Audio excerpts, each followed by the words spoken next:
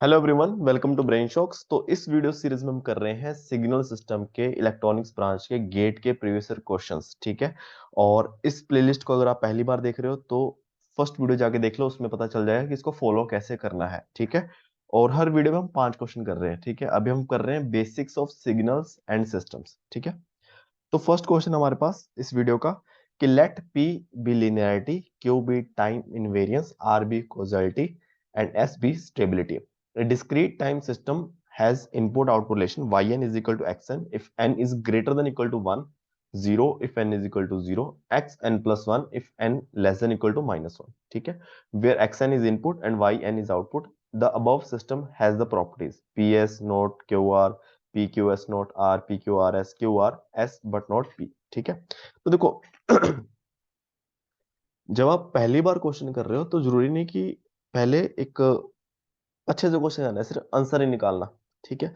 कि लीनियर है, क्यों नहीं है, टाइम इनवेरिएंट है नहीं है, क्यों नहीं है। ठीक है। एक वो मेथड आ गया। उसके बाद देखना कि हाँ, मेरे को आ गया, आता ही है। फिर मैं शॉर्ट टाइम में कैसे करूं, ऑप्शंस को यूज करके। ठीक है। तो दोनों चीज आनी चाहिए। काम ऑप्शन वाली आएगी एग्जाम में, बट अपने को कंसेप्ट सारा आना चाहिए। ठीक है। तो सबसे पहले अगर हम लिनियरिटी की बात करें, अगर देखा जाए आउटपुट क्या है, एक्स एन के इक्वल ही है। अगर मैं एन इज इक्वल टू 1 या 1 से अबव देखना मुझे आउटपुट, अगर output n is equal to 0 पे हमेशा 0 आएगी और एन इज इक्वल टू -1 पे एडवांस होके आएगी। ठीक है। तो मैं ऐसा लिख सकता हूँ कि वाई एन जो है वो x n into u n -1।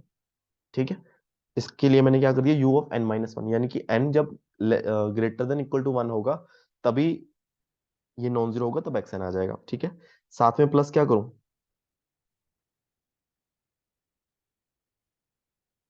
Plus x of -1, n plus one. ये कब है, जब n less than equal to -1, u of -n -1। ठीक है। करके देख लो, अगर मैं n की value greater than equal to 1 है तब ये 1 आएगा, ये 0 आ जाएगा, वाई एन एक्स एन के इक्वल आ जाएगा। n is equal to 0 put करके देख लो, ये भी 0 है, ये भी 0 है, वाई एन 0 आ जाएगा।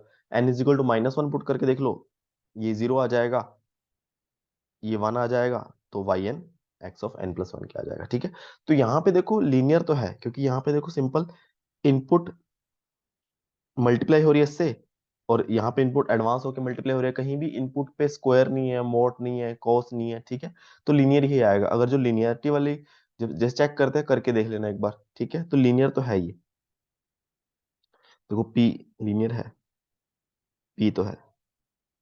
ठीक है। सेकंड क्या है, टाइम इनवेरियंस बाद में चेक करते हैं। आर देखो सबसे जरूरी है, कॉजल है या नहीं। देखो कॉजल तो है ही नहीं, सिंपली जो वाई एन है x n plus one, future वाली इनपुट पे डिपेंड कर गया ना। अगर मुझे वाई -1 की वैल्यू चाहिए, यहाँ पे -1 करूंगा, वाई -1, ये तो 0 ही आने वाला है, u ऑफ n-1, यहाँ पे x आ जाएगा 0। ठीक है। तो देखो फ्यूचर पे डिपेंड कर गया ना, तो यहाँ पे तो भाई वो तो नहीं है, r तो नहीं है। ठीक है। फिर s स्टेबिलिटी। स्टेबिलिटी क्या क्या क्राइटेरिया होता है, बाउंडेड इनपुट बाउंडेड आउटपुट। मैं अगर बाउंडेड इनपुट दे रहा हूं तो मेरी आउटपुट भी बाउंडेड ही आनी चाहिए, तो स्टेबल होगा। अब यहाँ पे जो इनपुट दे रहा हूं वही मेरे पास आ रही है, यहाँ एडवांस होके आ रही है। इसमें कुछ एम्पलीट्यूड में कुछ चेंज कर ही नहीं रहा, कि किसी तरीके से अगर मैं इनपुट दे रहा हूँ बाउंडेड, किसी भी तरीके से आउटपुट कोई इनफाइनाइट नहीं आ जाएगी। ठीक है। क्योंकि इनपुट टाइम में ही इधर उधर हो रही है बस यहाँ पे। ठीक है। तो ये स्टेबल भी आएगा। ठीक है। अब बात बची टाइम इनवेरियंस की। अब देखो टाइम इनवेरियंट इनवेरियंट नहीं है, ये टाइम वेरिएंट है, क्योंकि ये इनपुट है। इनपुट के बाहर देखो ये एन का फंक्शन आ गया ना, टाइम का फंक्शन आ गया। तो यहाँ पे टाइम इनवेरिएंट नहीं है। ठीक है। अब देखो इसको एग्जांपल से भी करते हैं। जो अगर मुझे पता है कि जब हम प्रैक्टिस करेंगे हम पता चल जाएगा कि ये टाइम इनवेरिएंट नहीं है। बस एक एग्जांपल लेना है जिससे प्रूव हो जाए, अपना काम खत्म। ठीक है। अब सपोज करो कि मैं इनपुट लेता हूं एक, मैंने इनपुट ली डेल एन। ठीक है। डेल एन मैंने इनपुट ली। अब इसके लिए x1 लिख लेता हूँ इसको मैं। ठीक है। मैंने एक इनपुट ली, इसके लिए मुझे y1 निकालना है। ठीक है। इसको ग्राफिकली मेथड से करना है, वैसे भी कर सकते हो। ठीक है। एक्स एन की जगह मैंने इनपुट की जगह पुट कर दिया,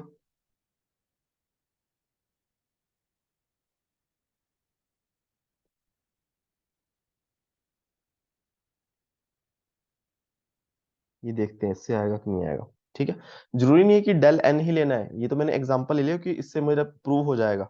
ठीक है, कुछ मतलब वो डिपेंड करेगा क्वेश्चन पे। ठीक है, देखो यहाँ पे डेल एन है, एन की वैल्यू यहाँ पे 0 पुट करेंगे। ठीक है, तो ये तो 0 आने वाला है।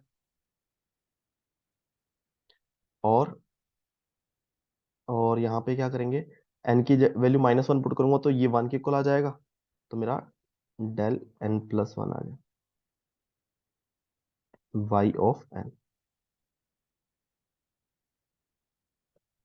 ठीक है, अब मुझे टाइम में शिफ्ट करके इनपुट देनी है। तो मैं क्या करता हूँ, मैं एक इनपुट लेता हूँ x2 n, जो कि है x1 n-2 डेल n-2। ठीक है, अब मुझे क्या करना है, y(2) निकालनी है, इनपुट आउटपुट निकालनी है जब मैंने x2 इनपुट दिए। ठीक है, मैंने क्या दिया input, del of n-2 u of n-1। ठीक है, प्लस डेल ऑफ n-2, अच्छा एक्स n+1 है ना, -2 + 1 है ना, तो सीधा -1 लिख देता हूँ उसको, u ऑफ -n-1। ठीक है, तो यहाँ पे देखो n की वैल्यू 2 पुट करूंगा यहाँ पे, तो ये 1 के इक्वल आ जाएगा। तो y ऑफ 2n किसकी होगा, डेल n-2। ठीक है, यहाँ पे n की वैल्यू मैं 1 पुट करूंगा तो ये तो 0 आ जाएगा, ये y2 आ गया। अब ये देखो, मेरा जो सेकंड इनपुट था वो फर्स्ट इनपुट का 2 बार n=2 से डिले करके मैंने दिया। तो क्या जब मेरा आउटपुट आया, पहले वाले आउटपुट के 2 से डिले हुआ क्या, नहीं। ठीक है, तो ये नॉट इक्वल टू है y(n-2) के। ठीक है, ये y(1n-3) के इक्वल है। ठीक है, तो यहाँ पे क्या आ जाएगा, टाइम वेरिएंट आ जाएगा। ठीक है, तो देखो ऑप्शन क्या आएगा, ए आएगा। ठीक है, अगर हम ऑप्शन से देखें, ठीक है, अगर हम ऑप्शन देखें, जब हम ऑप्शन से थोड़ा करना हो, जब सवाल में देखो एस तो सब में है, स्टेबिलिटी स्टेबिलिटी चेक करनी नहीं है। ठीक है, और फिर दूसरा सबसे आसान कौन सा है, कॉजल, आर जो है, कॉजल नहीं है ना, कॉजल नहीं है, यस। तो सी और डी तो खत्म हो गया, बचा क्या, ए और बी। ए और बी में क्या, पी तो दोनों में है, एस भी है, क्यू के बारे में है, इसी पे हमें जोर देना पड़ेगा। बाकी और कुछ चेक ही नहीं करना है, सिर्फ एक आर जो सिंपल सा कॉजल चेक करने के बाद हमारे 2 ऑप्शन एलिमिनेट हो रहे हैं। ठीक है, तो दोनों चीज आनी चाहिए, ऑप्शन अभी ए।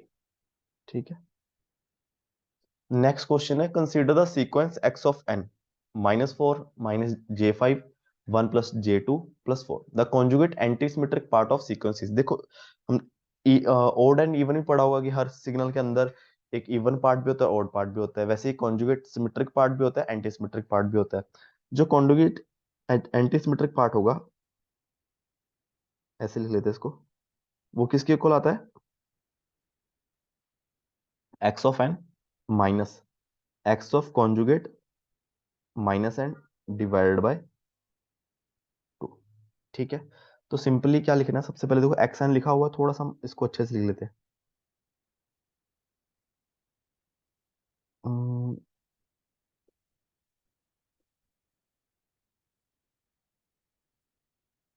-4 -j5, ठीक है, 1 + j2, इसके नीचे एरो मतलब ये 0 पे है।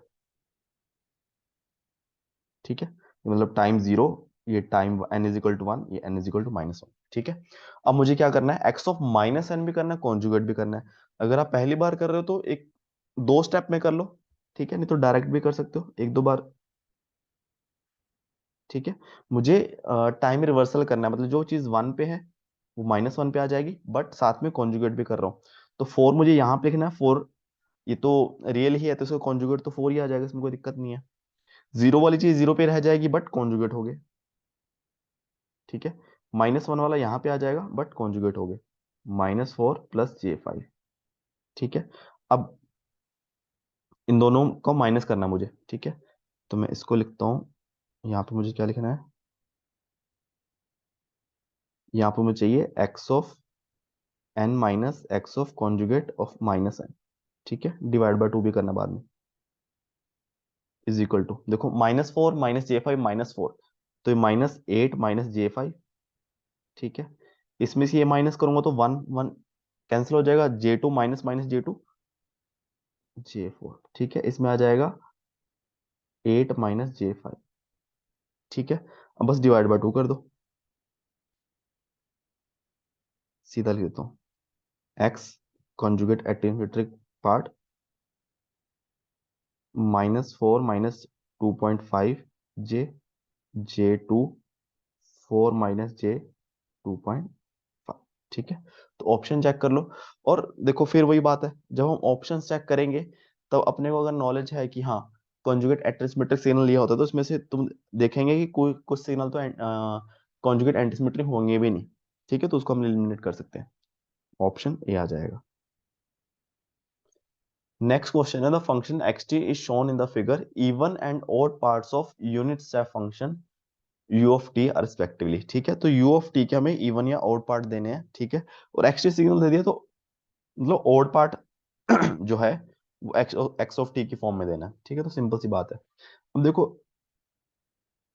कोई भी सिग्नल है, u ऑफ टी है इनपुट। ठीक है, सबसे पहले इवन पार्ट, इसको मैं क्या लिखूं, चलो मैं y लिख लेता हूँ signal, y t is equal to u of t. ठीक है, अब वाई टी का मुझे इवन और ऑड पार्ट चाहिए। ठीक है, अब देखो इसका वाई का इवन पार्ट क्या होगा, इवन पार्ट तो आसान है, y t plus y of minus t divided by 2। ठीक है, ये बेसिकली क्या है, u of t plus u of minus t divided by 2। ठीक है, u of t plus u of minus t 1 के इक्वल आएगा ना। यू ऑफ टी क्या कहता है कि time greater than equal to 0 पे 1 है, ये लेस देन 0 पे 1 है, दोनों मतलब पूरे टाइम के लिए 1 ही है। ठीक है, तो क्या आ जाएगा, 1/2, even part of you of t. ठीक है, तो ये कौन कौन सा ऑप्शन में, ए और सी में, बी और डी काम खत्म हो गया। सिमिलरली अगर मुझे ऑड पार्ट चाहिए तो ड्रॉ कर लेते हैं, देखो सिग्नल आप थोड़ा समझ आ जाएगा।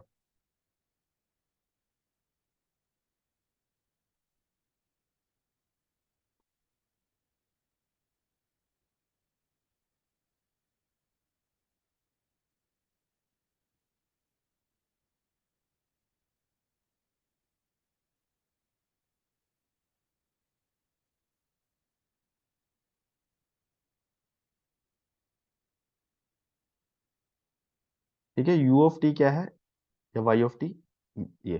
ठीक है, यू ऑफ माइनस टी क्या है, एम्पलीट्यूड क्या है यहाँ पे 1।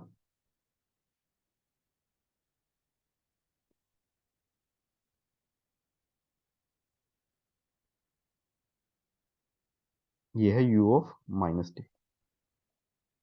अब हमें क्या करना है, ऑड पार्ट के लिए, ऑड पार्ट के लिए क्या करना है, u of T minus you of minus t divided by 2। ठीक है, तो सिंपल सी बात है, अगर जब मैं माइनस कर रहा हूँ डिवाइड बाय 2 भी, ठीक है डायरेक्ट करूंगा यहाँ पे। देखो यहाँ पे टाइम ग्रेटर देन 0 के लिए, टी इज इक्वल टू 0 के लिए 1 -0, 1 ही आ जाएगा, डिवाइड बाय 2 यानी कि हाफ। ठीक है, तो यहाँ पे आएगा हाफ। ठीक है, टाइम लेस देन 0 के लिए यहाँ पे क्या है, 0 -1 divide by 2 -1/2।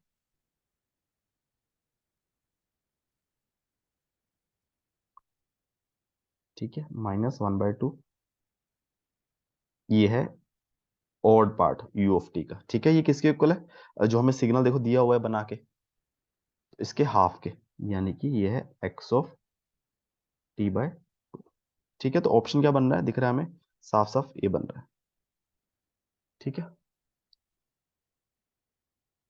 Next question, the power in the signal S of T 8 cos 2 pi t minus π/2 plus 4 sin 15 pi t। ठीक है, तो बेसिकली कुछ नहीं करना, अलग अलग फ्रिक्वेंसीज पे जो एम्पलीट्यूड है उसके स्क्वायर, जैसे हम पावर निकालते हैं सिंपली, हम नेटवर्क में पढ़ते हैं, जैसे इसकी पावर क्या आएगी नॉर्मली, 4² डिवाइड बाय 2, 8 आ गई, इसकी क्या आएगी, सम कर देना बस। ठीक है, तो सिंपली, या फिर इसको अगर इसकी पावर जो आएगी, मतलब ये मान लो कि जैसे कोई सिग्नल है A1 cos ω1t प्लस कोई फेस डिफरेंस होगा φ1 प्लस A2 cos या साइन कुछ भी मान लो, कोई दिक्कत नहीं है। ठीक है, प्लस φ2 अप टू सोन। तो इसकी पावर जो आ जाएगी A1 का square divide by 2 plus A2 का square divide by 2 up to सोन। ठीक है, तो इसकी जो पावर आ जाएगी